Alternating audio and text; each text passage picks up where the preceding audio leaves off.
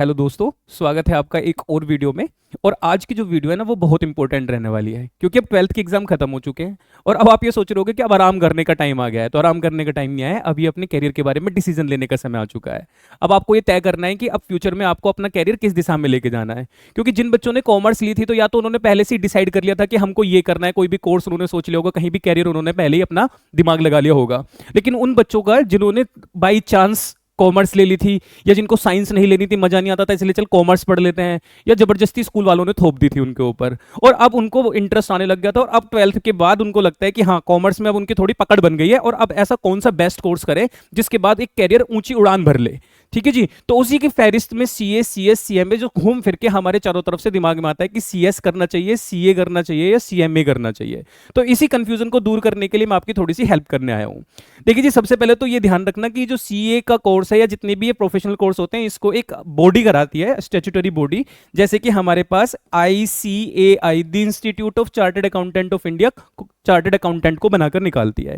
ये कौन होते हैं? ऑडिटर होते हैं। ऑडिटर का मतलब ये जो भी अकाउंटिंग हो चुकी होती है उसको रीचेक करने का काम करते हैं, और साथ में जितनी भी आईटीआर फाइल की जाती है वो इन्हीं के साइन के बाद होती है। तो इनका जो एरिया है वो बहुत वाइड है। चार्टर्ड अकाउंटेंट्स की डिमांड बहुत ज्यादा है, क्योंकि हर छोटे से छोटे बिजनेस को और बड़े से बड़े बिजनेस को, हर बड़ी कंपनी को, प्राइवेट कंपनी को, ओपीसी को, हर किसी को चार्टर्ड अकाउंटेंट की जरूरत होती है। तो बहुत ज्यादा वाइड, बहुत ज्यादा डिमांडिंग कोर्स होता है, बहुत पैसा है, पैसा ही पैसा है चार्टर्ड अकाउंटेंट बनने के बाद। डिपेंड करता है कि आप कितने सफल और कितने अच्छे चार्टर्ड अकाउंटेंट बनते हैं। अगर आप नॉर्मल भी बनते हैं, एक दो बार अटेम्प्ट लगाने के बाद, मतलब जैसे नॉर्मली एक एक बार में पास हो जाते हैं बच्चे, लेकिन एक दो बार अगर रह भी जाता है उसके बाद भी बनते हो, तो भी आप अच्छी खासी जॉब ले सकते हो। चार्टर्ड अकाउंटेंट जैसे कि आपको पता होगा 12th के बाद सीए फाउंडेशन का कोर्स करना पड़ता है। फाउंडेशन क्लियर कर ली तो फिर इंटर आता है। इंटर के बाद एक इंटर्नशिप चलती है जिसको ट्रेनिंग बोलते हैं सीए के अंडर में, एंड देन फाइनल। इस तरीके से आप इसको कर लेते हैं। सीए वही बच्चा प्रेफर करे जिसको अकाउंटेंसी में इंटरेस्ट था, क्योंकि अकाउंटिंग यहां पे डोमिनेट करती है। अगर आपको अकाउंटिंग में इंटरेस्ट है, अगर 11 12 की अकाउंटेंसी आपका बेस्ट और फेवरेट सब्जेक्ट है, तो आप बेधड़क सीए करने जाएं, और धीरे धीरे आपको इसमें इतना इंटरेस्ट आने लग जाएगा कि आपको पता ही नहीं चलेगा कब आप इसमें डूब चुके हो, घुल मिल चुके हो, और आप सीए बन जाओगे। ठीक है जी। पढ़ाई आपको अपने हिसाब से करनी, कितना दिमाग चला सकते हो। 10 घंटे की स्टडी चाहिए, 8 घंटे में कर सकते हो, 6 घंटे में कवर कर सकते हो, सब आपके ऊपर है।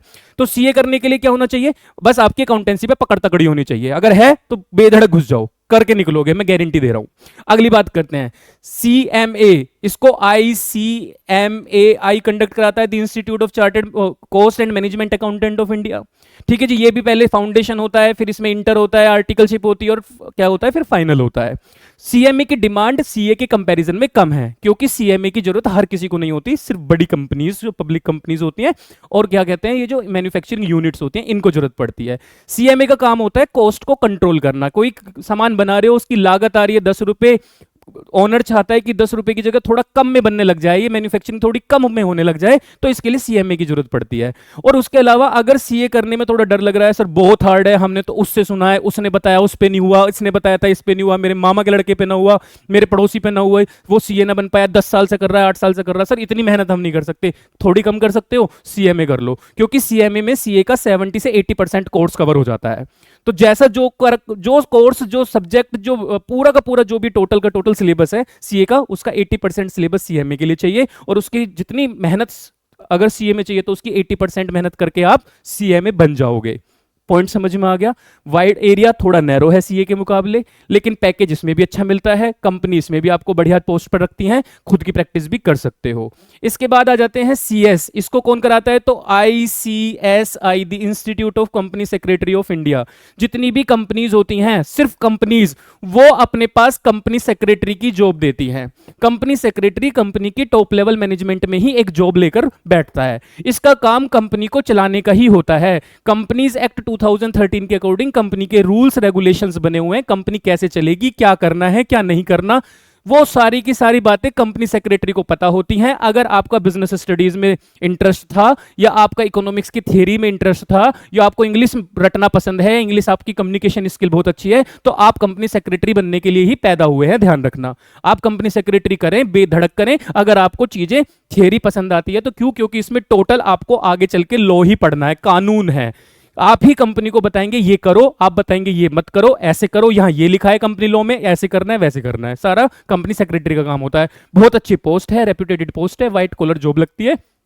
अच्छे खासे पैकेज पे जाते हो कंपनी सेक्रेटरी। लेकिन फिर से बता रहा हूं, क्या है, थोड़ा नैरो एरिया है इसका। क्यों? क्योंकि हर किसी को कंपनी सेक्रेटरी की जरूरत नहीं होती, सिर्फ कंपनीज को ही कंपनी सेक्रेटरी की जरूरत होती है। तो मुझे उम्मीद है कि सीएस करना है, सीएस बनना है, सीएमए बनना है, या फिर सीए बनना है, ये आप चूज कर लोगे। लेकिन ध्यान रखना, सबसे बड़ा सीए का नाम है, मतलब वैसे तो 2 लेटर का है, लेकिन बहुत बड़ी बात है चार्टर्ड अकाउंटेंट बनना, क्योंकि यहां पे पैसा कमाना सबसे ज्यादा आसान है। सबसे ज्यादा पैसा चार्टर्ड अकाउंटेंट ही कमाता है, सबसे ज्यादा डिमांड में भी चार्टर्ड अकाउंटेंट ही रहता है। और अगर आप न्यूमेरिकल करना पसंद करते हैं, अगर आपको अकाउंटेंसी में इंटरेस्ट था, तो आप बेधड़क सीए में घुस जाइए। थोड़ा सा कम मेहनत करना चाहते हैं तो सीएमए में घुस जाइए। और अगर आपको लगता है कि आप थियरी में ज्यादा फोकस करते हो, तो आपके लिए कंपनी सेक्रेटरी खुला हुआ है। इसी तरीके से करियर को लेकर 12th के बाद अब आपके लिए कौन सा कोर्स बेस्ट रहेगा? सर, प्रोफेशनल कोर्स ना करें, BCom, BBA, BCom honours, BCA, इस तरीके का कोई कोर्स करके क्या अच्छी जॉब लग सकती है? क्या पोस्ट ग्रेजुएट और ग्रेजुएशन के बाद कौन सी जॉब लग सकती है?